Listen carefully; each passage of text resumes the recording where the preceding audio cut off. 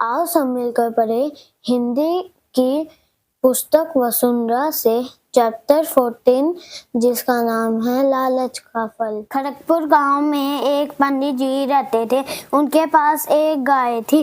गाय रोज 5 litre दूध देती थी।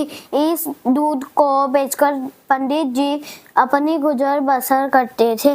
पंडित जी अपनी गाय को रोज जंगल में चराने ले जाते थे। जंगल में पंडित जी की गाय मुफ्त का हरा चारा खाती थी और इस प्रकार दोनों की सैर भी हो जाती थी। एक बार की बात है, पंडित जी दोपहर बाद अपनी गाय को जंगल में चराने ले गए। उन्होंने गाय को चरने के लिए छोड़ दिया और खुद एक पेड़ के नीचे विश्राम करने लगे। लेकिन पंडित जी बीच बीच में उठकर गाय को भी देख लेते थे कि कहीं वह दूर ना निकल जाए। तभी उन्होंने कुछ दूर खड़ी एक लवारिस गाय को देखा। पंडित जी के मन में लालच आ गया। उन्होंने सोचा कि यदि उनके पास 2 गाय हो जाए तो उनकी ज्यादा कमाई हो सकती है।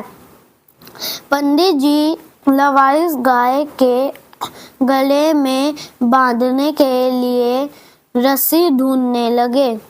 वे काफी देर तक रस्सी खोजते रहे। तभी उन्हें एक पेड़ पर लटकी रस्सी दिखाई दी। पंडित जी रस्सी देखकर बहुत खुश हुए। उन्होंने जल्दी से पेड़ पर चढ़कर रस्सी उतारी। लेकिन जब तक वे रस्सी लेकर गाय के स्थान पर पहुंचे तब तक गाय वहां से जा चुकी थी।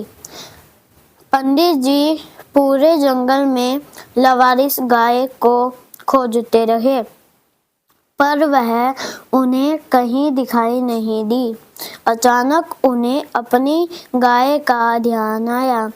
अब वे अपनी गाय को खोजने लगे।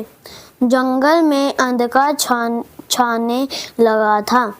पंडित जी को अपनी गाय कहीं दिखाई नहीं दी। चारों ओर अंधेरा छा गया था। पंडित जी अपना सिर पकड़कर रोने लगे। हाय, ये मैंने क्या कर दिया। दूसरी गाय के लालच में मैंने अपनी गाय भी गंवा बैठा।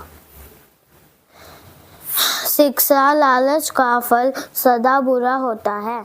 शब्द अर्थ गुजर बसर, गुजारा, लावारिस, अनाथ, मुफ्त, बिना दाम का, लालच, लोभ, कमाई, परिश्रम से कमाया हुआ पैसा, विश्राम, आराम, पर्यायवाची शब्द गांव, ग्राम, देहात, दूध, दुग्ध, गोर्स, गाय, गो, धेनु, पंडित, ब्राह्मण,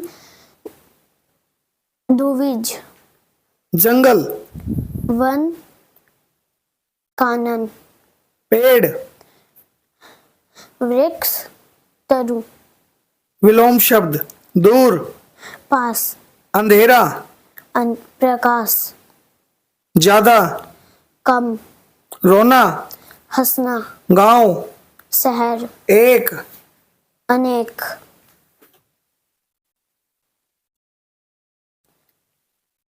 प्रश्न उत्तर। प्रश्न नंबर 1, पंडित जी अपनी गुजर बसर कैसे करते थे? गाय का दूध बेचकर। प्रश्न नंबर 2, पंडित जी के मन में लालच क्यों आया? लवारिस गाय को देखकर। प्रश्न नंबर 3, पंडित जी अपना सिर पकड़कर क्यों रोने लगे? क्योंकि दूसरी गाय के लालच में उन्होंने अपनी गाय भी गवा बैठी थी। आओ हम सब पढ़े चैप्टर नंबर 13, जिसका नाम है सवेरा। सूरज की किरणें आती है, सारी खलियां खिल जाती है, अंधकार सब खो जाता है, सब जग सुंदर हो जाता है। चिड़िया गाती है मिलजुल कर, बहते हैं उनके मीठे स्वर। ठंडी ठंडी हवा सुहानी चलती है जैसे मस्तानी। नई ताजगी नई कहानी, नया जोश पाते हैं प्राण। खो देते हैं आलस सारा, और काम लगता है प्यारा। सुबह भली लगती है उनको, मेहनत प्यारी लगती जिनको। अगर सुबह भी अलसा जाए तो क्या जग सुंदर हो पाए। Thank you. शब्द अर्थ: जोश, उत्साह, अंधकार, अंधेरा, जग, संसार, स्वर, आवाज, सुहानी, सुंदर रहने वाली, मस्तानी,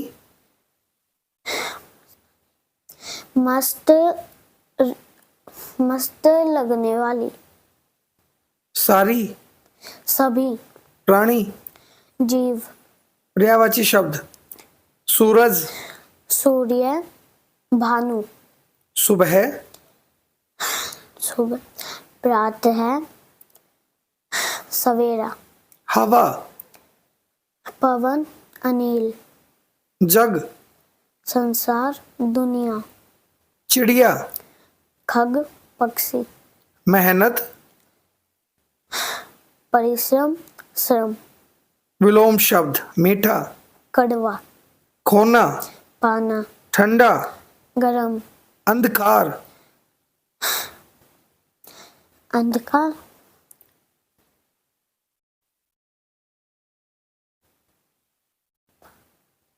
प्रकाश, सुबह, शाम, नया। पुराना। प्रश्न उत्तर। प्रश्न नंबर 1, कलियां कब खिल जाती हैं? सूरज की किरणें आने पर कलियां खिल जाती है। प्रश्न नंबर 2, चिड़िया कैसे गाती हैं? चिड़िया मिलजुल कर गाती है। प्रश्न नंबर 3, हवा कैसे चलती है? हवा मस्तानी सी चलती है। प्रश्न नंबर 4, सुबह किन्हें भली लगती है? जिनको मेहनत प्यारी लगती है। मेरी माँ। मेरी माँ का नाम श्रीमती सोनिया है। वह बहुत सुंदर है। वह बहुत अच्छा खाना बनाती है। वह सभी की देखभाल करती है। वह बहुत दयालु है। वह बहुत मेहनती और समझदार है। वह हर सुबह सबसे पहले उठ जाती है। मेरी माँ मेरी सबसे अच्छी दोस्त है। वह हमें अच्छी अच्छी बातें सिखाती है। मुझे अपनी माँ पर गर्व है। मैं अपनी माँ से बहुत प्यार करती हूँ। बहुत खूब। जरूरी काम के लिए प्रार्थना पत्र। जरूरी काम के लिए प्रार्थना पत्र। सेवा में श्रीमती प्रधानाचार्य जी, शाश्वत चेतना वरिष्ठ माध्यमिक विद्यालय गनौर सोनीपत। विषय जरूरी काम के लिए पत्र। महोदया जी, सविनय निवेदन है कि मुझे घर पर जरूरी काम है, इसलिए मुझे 2 दिन का अवकाश प्रदान करें। आपकी अति कृपा होगी। बाय दोस्तों, फिर मिलेंगे। आप सभी अपना ध्यान रखना।